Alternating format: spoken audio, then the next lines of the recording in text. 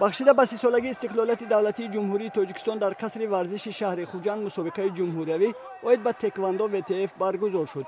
дар ин чорабинии варзишӣ 234 нафар варзишгарони аз 15 то 17 сола аз шаҳри Душанбе, шаҳру ноҳияҳои тобеи маркази кишвар, вилоятҳои Суғду Хатлон ва вилояти Мухтори Кӯҳистони Бадахшон иштирок намуда байни ҳам сабқат карданд.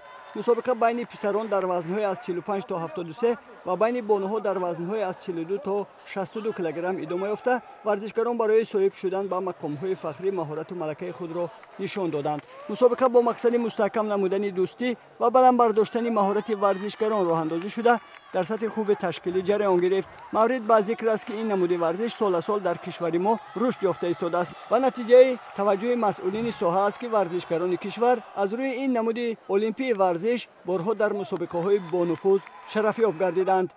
ман дар ин мусобиқаро ҷумҳурӣ иштирок мекунам ба вазни 59 ва хиёлам якум ҷой гирам.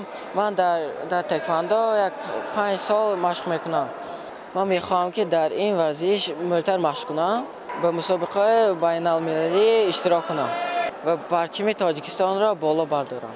мусобиқаи ҷумҳуриявӣ оид ба теквондо ВКФ ҳам дар намуди инфиродӣ ва ҳам дар намуди даставӣ ҷараён гирифт ва дар ҳайати инфиродӣ ҳакамон ғолибону ҷоизадоронро муайян карданд. аз рӯи шумораи медалҳои ба дастоварда дар ҳайати даставӣ варзишгарони шаҳри Душанбе соҳиби мақоми аввал шуданд. ҷои дуюм насиби варзишгарони шаҳру ноҳияҳои тобеи маркази кишвар ва мақоми сеюм насиби дастаи вилояти Хатлон гардид. дар шаҳри Алматои ҷумҳурии Қазоқистон чемпионати Осиё оид ба дастхобонӣ баргузор гардид.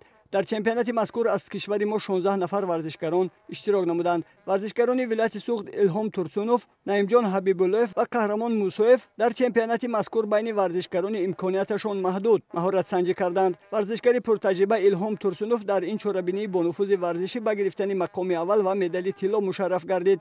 ман дар ин чемпионати Осиё дар вазни 60 килограмм иштирок карда ҷои якумро гирифтам. фикри ман оянда дар чемпионати ҷаҳон дар давлати Турсия мешавад, иштирок намуда чемпиони ҷаҳон шавам.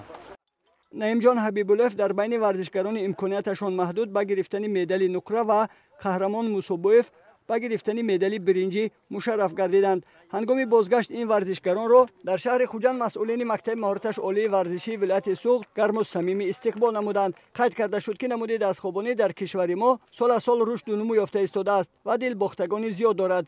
дар мактаби маҳораташ олии варзишии вилояти Суғд мураббиён аз рӯи ин намуди варзиш ва дастхобонҳои вилоят дар ин риштаи варзиш пайваста дар мусобиқаҳои дохилию берун аз кишвар фаъолона иштирок намуда ба дастовардҳои арзанда ноил гардида истоданд.